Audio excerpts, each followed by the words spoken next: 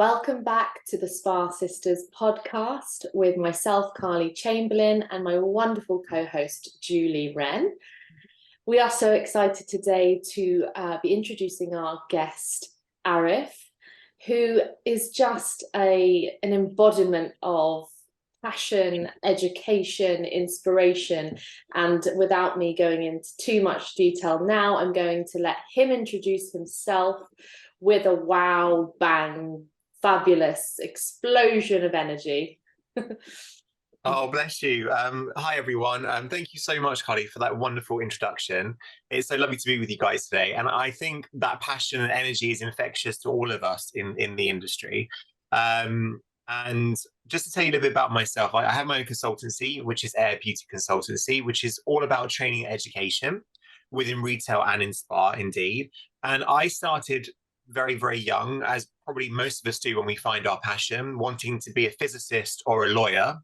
And then navigating the channels into the beauty industry and finding that this hobby then kind of took over my life. And I started as a Saturday boy in a very, very conservative town when boys weren't really allowed to sell makeup back in the day at the tender age of 17. And I worked my way up on pretty much all levels of beauty within the retail industry, penultimately working myself in Harrods and Selfridges with the likes of LVMH and L'Oreal, and then finally becoming an induction trainer and then working all around the world, launching brands, which was really, really wonderful. And before I became an educator, I always remember being in trainings, and I remember the feeling and how impactful it was when, for instance, in Guerlain, when I was working with Guerlain, Richard Hawkins, who was the head of education, would talk to us about the fragrance Shalimar. And of course, this can be applied to anything, whether it's hair care, whether it's skincare, whether it's a spa product that you love. It's that moment of connection. I remember sat there and he was talking about the Taj Mahal and India and the Shalimar Gardens, and Shalimar being a 1925 first Oriental fragrance that all Oriental fragrances lay homage to. And I was so captivated by this incredible story, this testament of love. And I couldn't believe by the end of this story that we were just talking about a perfume and how much that connected me.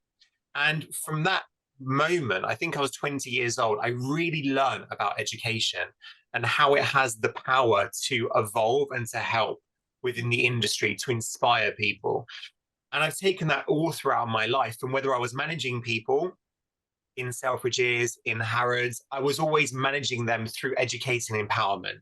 And it wasn't until I was older that I realized that. My Yes. first, thank you, my first kind of dip into spa was working with Aman Hotels. And I was known now for helping create retail platforms, education platforms with luxury retailers.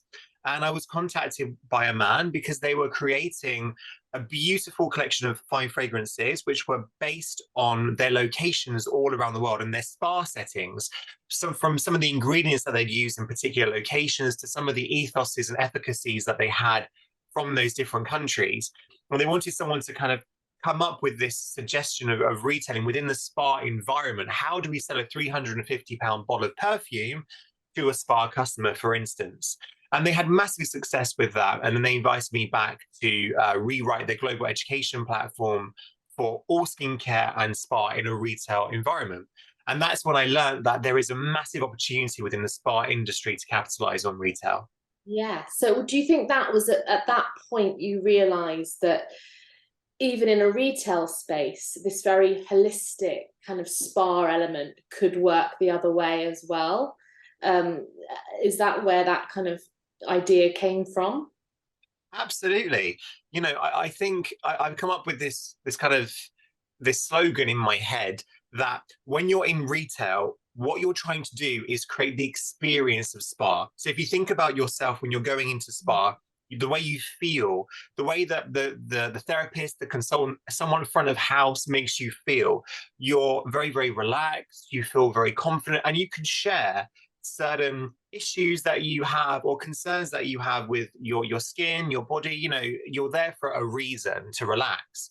And in retail, it's our aim to do that, to make people feel very, very comfortable so they can be much more open with us and we can build that connection and build loyalty.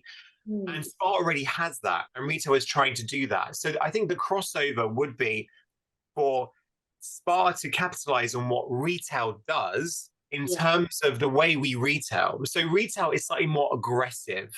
And I don't like that word, but it is. You know, when you go into a store, sometimes you are hounded. I'm not saying that that's right, but the way the sales consultant makes you feel with skincare application or makeup application, I think sometimes we lose that with spa because we have fantastic treatments, but then where is the follow on from there? Yeah. That makes sense. And the very essence of spa is that feeling, that experience, that escape. The guest doesn't want to be hounded, they want to be nurtured. So how do you bring a successful retail application into the spa when therapists are therapists through and through and they work from their heart? And I'm not saying all therapists, you know, are extremely holistic, but a lot of therapists struggle with the retail element. But then you have the other therapists who they were from the retail background and went into spa or the salon background, so they know that there's a sale element which is fundamental to the service, the whole service.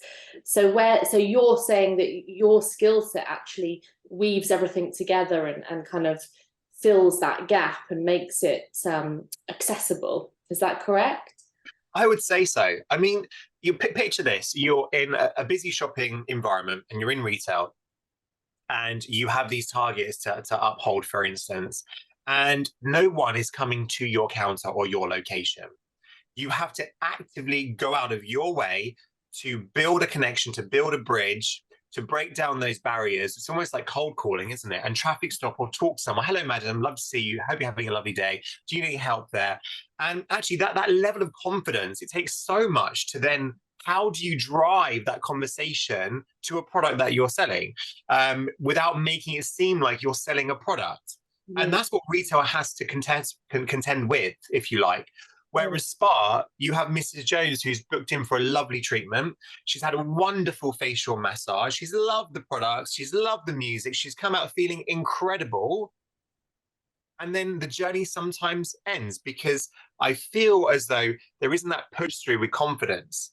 Yes. And I do feel exactly what you said, Kat. I think people may feel like they're pushing too hard, but I think it comes through being confident and having expertise in your field, to understanding that by recommending a product is an extension of the service itself. And the belief in someone coming in and having a treatment is no different to the belief of someone taking a product home and using that to get better benefits in the future. I think there's a mental block. I think we have to connect the two. So again, it's how we build therapists' confidence and deliver that sort of product knowledge, sales, skincare advice. But do you think that the block is because the person who maybe doesn't have that confidence is almost, in a sense, thinking about themselves rather than the needs of the guest or the client? I think so. I think you've hit the nail on the head. It's about appearing too pushy and ruining the luxury environment. And when you're retailing in areas like Amman, 5-star hotel resorts, or Harrods, for instance, or luxury spas, you know, Mandarin Oriental, for instance, beautiful, beautiful spas, you feel as though to push too hard might ruin the illusion of creating that incredible atmosphere. But I would challenge people, and I challenge therapists to think about their confidence. And confidence is built through relationships, and building, the more that you build and you cultivate a relationship with someone, the easier it is to talk in a very friendly manner. You don't have to be snooty or upper brow about certain things. You can talk to people like normal people and build that relationship with them like you would do with your customer. And it's no different from you talking to a friend. If you're using a new product for your skin, or you had a wonderful treatment, you would rave about it to your friend and you say, hey, you need to try this. This is amazing. I want you to try this. And it's not because you're forcing them to spend their money, for instance, or force them into a situation where they feel uncomfortable. It's actually quite the opposite. You're enriching their life with a new experience that perhaps could be better to them and add value to their life. And I think that's where we need to change that mindset. I think we have to think about us having conversations. digging deeper with our customers and bringing that retail aspect of introduction, product knowledge is actually an extension of the service and is there to empower and give a better result long term to our customer. Two things I've thought of as you're speaking there. Number one is, like you said, it is mindset based, because what happens when a therapist gets all geared up, ready to go, and like says, I'm going to really like connect with my client and bring them into that retail space through from spa and get a sale, and then they get instant rejection and everything goes back to square one. It, like you said, that's where the mindset training almost comes into play. You know, have you had that experience where people are getting rejected and then it really disheartens them to want to sell again or retail again? Absolutely. And rejection Yeah, is that's happened to you so Oh much. my God, yes. Oh my goodness, yes. Yes. It's happened to me quite a lot, when I was on the shop floor, because people might not be in the right mindset. Customers might not be in the right mindset to shop. However, what you're doing is you're sowing the seed, because 9 times out of 10, it's not that first interaction where someone buys on an impulse buy. It's wonderful, but it actually creates and lays down the foundations for them purchasing or researching into the brand, which builds loyalty. So don't feel like you're alienating your customer, and don't feel alienated by yourself in those situations because you haven't had a sale or someone said, no, I haven't got any time for that. Not a problem. I just thought you'd love to be introduced to this, as I think it would work really well for you. But next time you come, we can talk about it. No problem. And you can easily turn an objection into an amazing opportunity. And one of the biggest things I used to love when I used to work in the Selfridges, the customers that were the most difficult, because 9 times out of 10, they would usually be my best customers for life, because there is a barrier. And when you break down that barrier, it's much, much easier to build those connections. And then it becomes real. It's a real conversation between two people, and they value your expertise. But of course, we all have to go through rejection. And it's just about building confidence and saying, that's okay.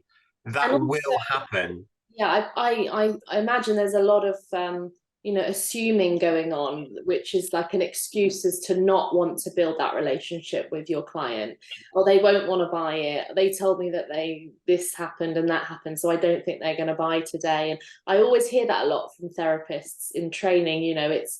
There's always an excuse, and that does sound harsh, but really we need to just overcome this, because that's nothing to do with them, it's us. If we find an excuse or a reason not to continue that conversation, it just shatters and kills off any possibility, doesn't it? It does. And I think it's because there is that disconnect between treatment and product, but you're using the product during the treatment. Yes. So 1+1 = 2 in this situation. But I do feel, because people know what they're getting and they're coming in, they're having a service and they understand the price point and they're willing to pay, so they have to pre-book. They feel as though the customer has already made that decision and therefore it's fine. When you then add an additional product on, you are maybe pushing a customer in a way that they perhaps didn't want to be pushed. But I think, again, what we have to realize is that therapists are experts in their own field. They have the responsibility and the respect of the customer or the client who is trusting them with their skin, with their body, with their face, who's talking to them in detail about their concerns or things that they aren't so comfortable with. And they're already gaining that trust and loyalty from that therapist. So recommending them an additional product to help them on their journey is no different. In fact, I think it's just about being told it's okay. It's okay to do that. And actually, it's going to be much more beneficial for the customer and the client moving forward. And as you said there, the therapist is the expert in their field. But there again, I think is a disconnect, because I don't think that therapists think that they're an expert in their field necessarily all the time. So that's got to be worked on, because that's a fundamental sort of foundation to where this leads. Therapists need that sort of training and reassurance that what they're doing is fantastic, and that's only the start, that's only the beginning of it. What do you think, Julie? Yeah, I mean, you're absolutely right there. It's that one, limiting beliefs, I think, is very much involved in there, and we have to unpick that and find out where does that come from. But at the same time, to have our industry seen in a better light as well, so that, you know, oh, it's not just fluff and buff. It's a lot more than that. You know, we are working, we've studied, we've worked hard to be able to give that professional advice, and we only want the best for our clients. So I guess, Arif, as well, I mean, that's a large part of what you do when you're in with the education, is breaking down those kinds of barriers and helping people to recognize their worth and their value. So I often get asked the question, well, I only see my clients in the spa once. So how would you recommend that perhaps, you know, you talk about building those relationships, you know, that client's booked in for one treatment. So in a short space of time, how do you recommend to therapists to make that click, to instantly build that relationship, bearing in mind they've only got that small amount of time with the client? That's a really, thank you so much, Julie. That's a really interesting point. I think it comes down to being a real person. I think it comes down to treating the client like a real person and talking to them and building relationships in a friendship and a way that you talk to a friend. Of course, in a very positive, professional manner, but definitely to say to them, I'd love to see you again. You know, things like that, you know, using very, very impactful, positive language, which obviously I do educate as well, but also giving them the tips and tricks to be able to deal with objections, to justify price points, so they can do it in a very calm, confident manner, which then comes through as though you're building that rapport with your customer. But I think it's to be in tune, to ask them about their family, to ask them about their travels, to build, as we say, small talk, and to build that repertoire, and to have that repertoire, if you like, of 7 things that we can say which can tie us in and build that connection with our customer. And it comes down to service. You think about, if I make an analogy, restaurant, you think about your favorite restaurant, it probably isn't the restaurant with the best food you've ever eaten. It's probably the one where they say, hi, Julie, how are you? Lovely seeing you again. How's your dog, Max? I don't know if you've got a dog, Max. How's your cat, Rover? Or actually, I think you call a dog Rover, don't you? Max can be the cat, you know, and they know a little bit about you and what you're doing. And that feeling of community and that feeling of camaraderie and friendship, almost like a family feeling, is why you go back. The service is there. The food is okay, but you go there because Dave behind the bar knows you like a Diet Coke with 2 ice. And it's exactly the same for any industry. So what's your top? I have always got a little bit of a tricky questions because I always get them as well. Sure. What's your top tip as well for perhaps in spas where you've got therapists where their mother tongue is not English, and they feel very, let's say, challenged by that language barrier? And I know there are ways around this. So what's your kind of like insight there to help people with that, to sort of create that click, but also, you know, be able to communicate, if you like, almost non-verbally? I mean, we do it in the treatment room with our hands, but how do we take that into retail? Yeah, that's a great question. I think it's psychology, and there's 2 things. I think it's touch and mirroring. So I think, you know, when I'm educating, it's all about doing what your client is doing, or sharing the same massage technique. You apply, I apply. You know, you do this, I do this. Feel this, breathe this in with me, smell this, and having that connection. Psychologically, if you touch someone, you're 60% more likely to close a sale, and because again, it makes you feel as though you have that connection there. So it doesn't have to be verbal. It can be a smile, it can be eye contact, it can be mirroring, it can be just touching someone on the shoulder, on the arm, you know, little things like that builds that impression of connection. And team support as well, right?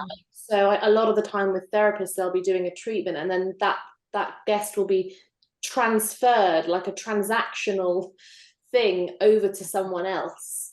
So there needs to be a bridge between therapist and retail staff that are on the shop floor, ready to sort of, in different environments, in spa and hotel environments, there is not quite a fluid journey. So how do you make sure that those guests get from your point to their point that comes through team connection. So Absolutely. and both of you understanding the next step, the process and the expectation of that. Absolutely. Yeah. I think you're right. And I think it's about communication. It's about telling someone exactly what you're going to do.